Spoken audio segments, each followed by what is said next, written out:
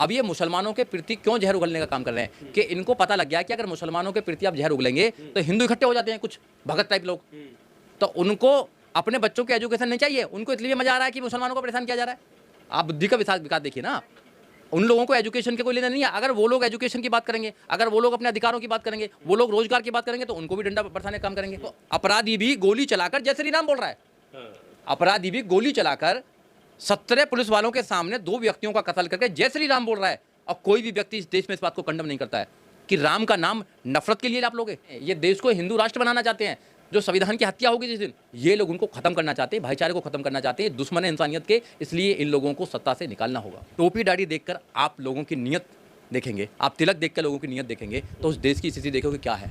जब हमारे जो बच्चे हैं, जो हिंदुओं के जो बच्चे हैं, जब वो कावड़ लेने जाते हैं तो जब तो ये फूल बरसाने का काम करते हैं, एसएसपी फूल बरसाता है, डीएम फूल बरसाता है, इनके नेता फूल बरसाते हैं। और जब वो रोजगार लेने जाते हैं तो डंडा बरसाते हैं। ये समझ में नहीं आता लोगों के में। हर चीज़ में हिंदू मुसलमान का काम कर देते हैं, हर चीज़ में। गाय गोबर में हिंदू मुसलमान है, हर चीज़ में तो हिंदू मुसलमान है। जब जिस देश में गाय के नाम पर लोगों को मारा जाता है, जिस देश में धर्म के नाम पर लोगों को मारा जा रहा है, जाति के नाम पर लोगों को मारा जा रहा है, उस देश में इंसानियत खत्म नहीं हुई तो क्या खत्म हुई है। तो लोगों को समझना चाहिए, अगर 2024 में इनकी सरकार दोबारा आएगी तो ये देश में क्या करेंगे अभी आपको पता लग जाएगा। ये देश को हिंदुस्तान बनाना चाहते हैं, ये देश को हिंदू राष्ट्र बनाना चाहते हैं। जो संविधान की हत्या होगी जिस दिन, और एक आदमी ने कहा पंजाब से कि हम खालिस्तान बनाना चाहते हैं, तो हिंदुस्तान गायब हो गया। फिर कोई कह रहा है कि भाई हम बुद्धिस्तान बनाना चाहते हैं।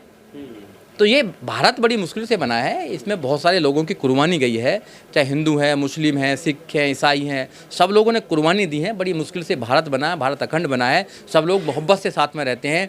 यहाँ पर अपनी अपनी धर्मों को लोग प्यार करते हैं, अपनी अपनी सभ्यताओं को प्यार करते हैं। ये लोग उनको ख़त्म करना चाहते हैं, भाईचारे को ख़त्म करना चाहते हैं, दुश्मन है इंसानियत के। इसलिए इन लोगों को सत्ता से निकालना होगा। सर, जिस तरह से 24 का चुनाव करीब आ रहा है, कई तरह के बयान सामने आ रहे हैं और ख़ास करके हिंदू मुस्लिम वाली जो ये कॉन्स्पिरेसी है वो रची जा रही है। अभी हाल ही में गृह मंत्री का एक बयान आया तेलंगाना में जाकर, उन्होंने कहा कि मुस्लिम रिजर्वेशन जो कि इलीगल है उसको हम पूरी तरह से समाप्त कर देंगे अगर तेलंगाना में उनकी सरकार बनेगी। इसको देखा इसलिए जा रहा है कि ये तुष्टीकरण का बयान है ताकि 24 में उन्हें फ़ायदा मिल सके। आप किस तरह से? नहीं, बिल्कुल, ये तो पॉलिटिकल बयान होते हैं, सारा कुछ है। और इनको कुछ करना धरना नहीं है, इनको सिर्फ पॉलिटिकल फ़ायदा लेना है, बेनिफिट लेना है। ये रिजर्वेशन 10% देंगे ब्राह्मण को, क्षत्रिय को और वैश्य को, और 3 मिनट में रिजर्वेशन दे देते हैं। उसके ईडब्ल्यूएस बोलते हैं। जबकि कोई भी प्रोविज़न सुप्रीम कोर्ट ने तो कराई है, मगर संविधान में ऐसा कोई प्रोविज़न नहीं है कि केवल आप आर्थिक आधार पर आपको किसी को रिजर्वेशन दे देंगे। अब ये मुसलमानों के प्रति क्यों जहर उगलने का काम कर रहे हैं कि इनको पता लग गया कि अगर मुसलमानों के प्रति आप जहर उगलेंगे तो हिंदू इकट्ठे हो जाते हैं, कुछ भगत टाइप लोग। तो उनको अपने बच्चों की एजुकेशन नहीं चाहिए, उनको इसलिए मजा आ रहा है कि मुसलमानों को परेशान किया जा रहा है। आप बुद्धि का विकास देखिए ना, उन लोगों को एजुकेशन के कोई लेना नहीं है। अगर वो लोग एजुकेशन की बात करेंगे, अगर वो लोग अपने अधिकारों की बात करेंगे, वो लोग रोजगार की बात करेंगे, तो उनको भी डंडा बरसाने का काम करेंगे। अगर वो लोग कहेंगे कि हम सम्मान से रहना चाहते हैं, हम मूंछ रखाना चाहते हैं, तो कत्ल करेंगे। अगर दलित कहना चाहता है कि मैं घोड़ी पे बारात निकालना चाहता हूँ भाई हिंदू भाइयों, तो वो हिंदू भाइयों उसको मारने का काम करेंगे। तो काहे के भैया ये कर रहे हैं, वहाँ भी भावनाएं भावना हाथ हो जाती हैं। तो ये वोटिंग के लिए तो सबको हिंदू बनाने का काम करते हैं। वैसे हिंदुओं में भी हज़ारों कास्ट हैं, हज़ारों वर्ग बना रखे हैं। तो ये जो सरकारें हैं, जो सरकारों का काम क्या है, सरकारों का काम है एजुकेशन देना सब लोगों को। सरकारों का काम है लॉ एंड ऑर्डर की बात करना। सरकारों का काम है सबको सुरक्षा देना। सरकारों का काम है कि सबको एक प्रकार से आप उनकी हर प्रकार से सुरक्षा करना। ये सरकारों का काम है। सरकारों का काम नफरत फैलाना नहीं है। सरकारों का धर्म के नाम पर धर्म को प्रोटेक्ट करने का नहीं है। जब देश के प्रधानमंत्री राम मंदिर का उद्घाटन करने जाते हैं एज ए प्रधानमंत्री, जब संविधान की सबसे बड़ी पोस्ट पर बैठा हुआ व्यक्ति एक धर्म को प्रमोट करता है, तो संविधान का कत्ल तो उस दिन ही होता है।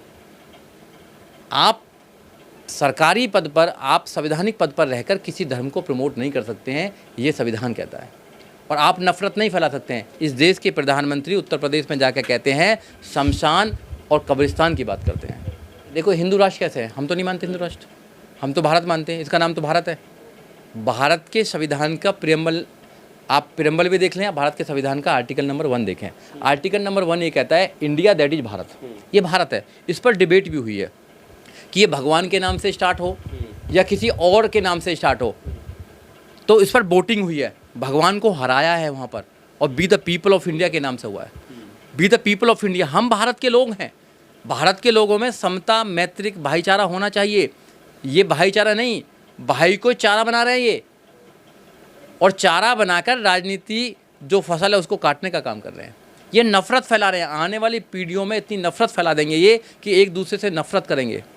ये बुद्ध का देश है, ये कबीर का देश है, ये महावीर का देश है। बुद्ध ने पूरी दुनिया को प्यार और मोहब्बत का संदेश दिया।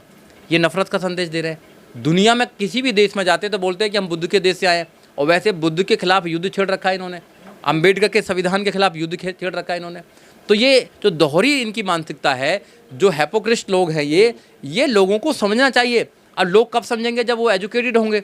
उनको एजुकेटेड ही नहीं मत करो, उनको एजुकेशन ही मत दो, उनको धर्म की चाशनी देते रहो। बस धर्म की चाशनी दे दो, धर्म से ज़्यादा कुछ है नहीं। पर जिस तरह से अमित शाह अगर कोई बयान देते हैं और गृह मंत्री हैं, बड़े पद पर हैं, उसके बावजूद वो साफ तौर पर मुस्लिम रिजर्वेशन को खत्म करने की बात करते हैं, और उनके इस बयान पर जो है तालियां बजती हैं। तो इसका मतलब क्या है? क्या वो जो लोग सुनने वाले हैं वो समर्थन दे रहे हैं? देखो, इसका मतलब तो मैं यही सिर्फ यही कह सकता हूँ कि यहाँ पर धर्म के नाम पर, जाति के नाम पर इतनी नफरत फैला दी है इस बीजेपी ने, इन पॉलिटिकल पार्टियों ने, कि आज एक इंसान दूसरे इंसान से नफरत करता है, आज विश्वास नहीं करता है। टोपी दाढ़ी देखकर आप लोगों की नीयत देखेंगे, आप तिलक देखकर लोगों की नीयत देखेंगे, तो उस देश की स्थिति देखोगे क्या है। ये देश जाति प्रधान देश है।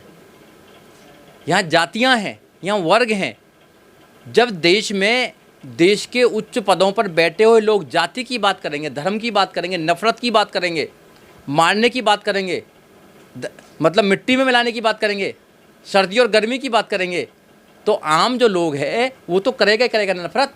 आप बताइए ना, जो मुख्यमंत्री हैं, प्रधानमंत्री हैं, वो जब नफरत की बात करते हैं, गोली की बात करते हैं, मिटाने की बात करते हैं, कब्रिस्तान से निकाल कर रेप करने की बात करते हैं कि वो एक लड़की को लेके जाएंगे तो उनकी 100 लड़कियों को लेके जाएंगे, तो नफरत तो ये फैला रहे हैं ना। तो मैं जब भी तो कहता हूँ इनको बार बार, नफरत के सौदागर हैं ये नफरत की खेती लगाते हैं, और फिर जब चुनाव आता है तो उसको काटने का काम करते हैं। ये लोगों को समझना चाहिए। ये लोगों के बच्चों के भविष्य से खिलवाड़ कर रहे हैं लोग। आप देखिए, जब हमारे जो बच्चे हैं, जो हिंदुओं के जो बच्चे हैं, जब वो कावड़ लेने जाते हैं तो जब तो ये फूल बरसाने का काम करते हैं, एसएसपी फूल बरसाता है, डीएम फूल बरसाता है, इनके नेता फूल बरसाते हैं, और जब वो रोजगार लेने जाते हैं तो डंडा बरसाते हैं। ये समझ में नहीं आता लोगों के में कि जब हम धर्म का काम करने जाते हैं तो ये हम पे फूल बरसाने का काम करते हैं, जब अपने अधिकारों की बात करते हैं, रोजगार की बात करते हैं तो डंडा पड़ते हैं। तो भैया ये क्या चक्कर है? ये समझना चाहिए ना। वही युवा है, ये वही युवा हैं, ये वही सरकार है, ये वही बाबा हैं, ये वही सारे लोग हैं। तो धर्म के नाम पर सब कुछ है। उन लोगों ने भी क्या करा देखो, अब अपराधी भी गोली चलाकर जय श्री राम बोल रहा है। अपराधी भी गोली चलाकर 17 पुलिस वालों के सामने 2 व्यक्तियों का कत्ल करके जय श्री राम बोल रहा है, और कोई भी व्यक्ति इस देश में इस बात को कंडम नहीं करता है कि राम का नाम नफरत के लिए आप लोगे, राम का नाम आप बलात्कारियों के साथ लगाओगे, राम का नाम आप कत्ल करने वाले लोगों का नाम लगाओगे। अगर राम भी कहीं से देख रहे होंगे ना तो वो भी बड़ा परेशान होंगे कि यार इन्होंने तो मुझे भी बेच दिया है, मुझे भी परेशान कर दिया है।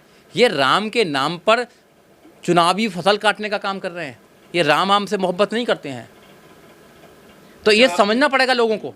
आपने कावड़ यात्रा की बात करी, और उस टाइम पे देखा होगा कि प्रशासन के जो अधिकारी वहाँ पर फूल बरसा कर रहे थे, लेकिन अभी हाल ही में ईद का त्यौहार मनाया गया जहाँ पर नमाजियों पर 200 अज्ञात लोगों पर मुकदमा दर्ज हुआ मेरठ के अंदर।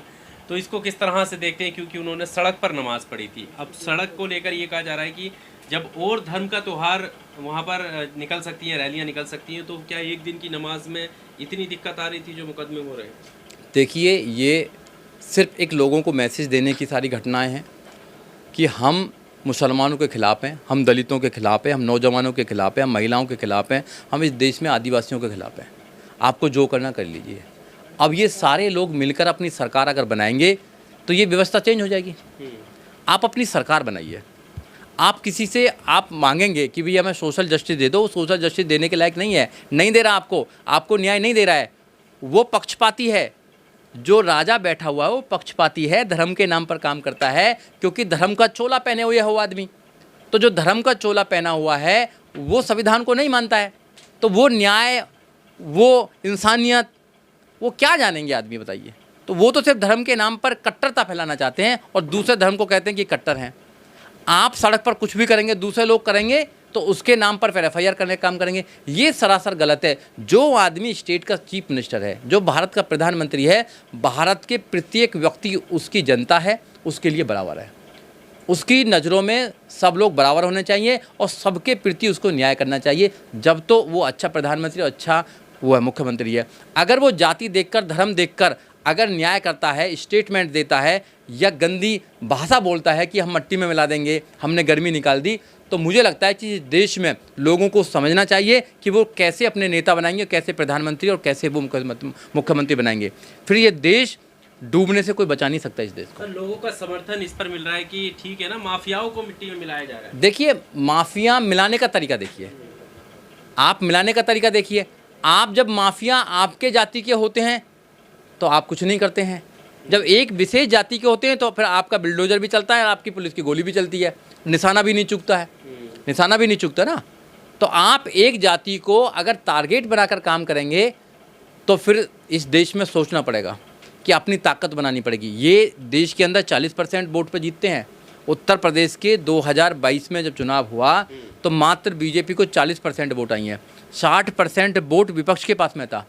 ये विपक्ष को एक साथ नहीं होने देना चाहते। अब विपक्ष एक साथ होगा। अब जो वोटर्स हैं, जो लोग ज़्यादा पीड़ित हैं, उन लोगों को इकट्ठा होना चाहिए।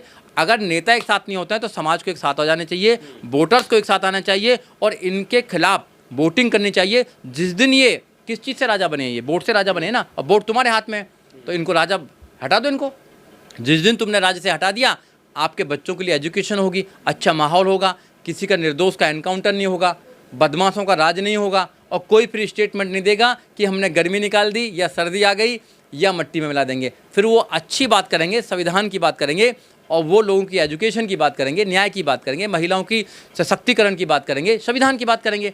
आप जब ऐसे लोगों को आप बनाएंगे तो उन लोगों से उम्मीद क्या करते हैं कि वो यहाँ पर कोई वर्ल्ड लेवल की यूनिवर्सिटी बनाएंगे? क्या वो हैप्पी इंडेक्स को और ऊपर पहुँचा देंगे? क्या वो हंगर इंडेक्स को ऊपर पहुँचा देंगे? 20 करोड़ लोग रात को भूखे सोते हैं देश के अंदर, उसकी तो कोई चर्चा ही नहीं करता। और रही मीडिया की बात, सारी कसर मीडिया निकाल देता है। मीडिया को तो एजेंडा दिया जा रहा है।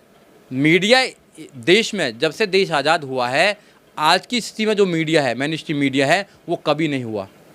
वो दलाल मीडिया बन चुका है। अगर कभी इतिहास लिखा जाएगा तो आज का ये युग है, ये ऐसा युग आएगा कि यहाँ पर मीडिया नाम की कोई चीज़ ही नहीं थी। धन्य है सोशल मीडिया का कि अगर सोशल मीडिया ना हो तो एक भी बात कहीं भी किसी आदमी पर सही नहीं पहुँचेगी। सब फेक न्यूज़ पहुँचा रहे हैं ये लोग, एजेंडा चलाने का काम कर रहे हैं। जब अडानी की बात होती है तो मीडिया चुप हो जाता है, और जब और कोई हिंदू मुसलमान की बात आती है तो ये, जब कोविड होता है तो कोविड में भी हिंदू मुसलमान ले जाते हैं। आपने देखा नहीं एक कि मरगज से कोविड निकला है। हर चीज़ में हिंदू मुसलमान का काम कर देते हैं, हर चीज़ में। गाय गोबर में हिंदू मुसलमान है, हर चीज़ में तो हिंदू मुसलमान है। जब जिस देश में गाय के नाम पर लोगों को मारा जाता है, जिस देश में धर्म के नाम पर लोगों को मारा जा रहा है, जाति के नाम पर लोगों को मारा जा रहा है, उस देश में इंसानियत ख़त्म नहीं हुई तो क्या ख़त्म हुई है? हम इंसानियत को बचाना चाहते हैं, हम भाईचारा पैदा करना चाहते हैं, जो संविधान के मूल्य हैं उनको हम स्थापित करना चाहते हैं। अगर संविधान के मूल्य ख़त्म होंगे तो इंसानियत ख़त्म हो जाएगी, फिर प्रॉब्लम इनको भी आएगी। ये सुरक्षित नहीं रह पाएंगे देश के अंदर। फिर अगर रूल ऑफ गन आएगा तो सबके लिए आएगा वो तो। Subscribe now and press the bell icon. Never miss an update.